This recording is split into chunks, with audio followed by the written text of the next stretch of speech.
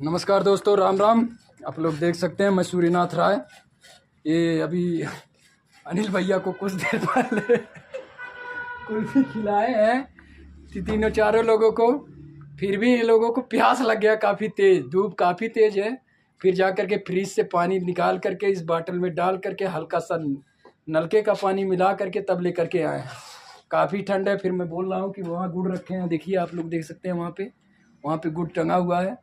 गुड़ लेकर के आप लोग पानी पी लीजिए, उसके बाद आगे काम कीजिए, क्योंकि स्वास्थ्य ठीक रहेगा तो सब कुछ अच्छा लगेगा। और जब स्वास्थ्य में गड़बड़ी होगा तो कुछ अच्छा नहीं लगेगा। इसलिए शरीर में पानी की कमी नहीं होनी चाहिए। गर्मी काफ़ी तेज़ है, आप लोग भी थोड़ा बच बचा के रहिए।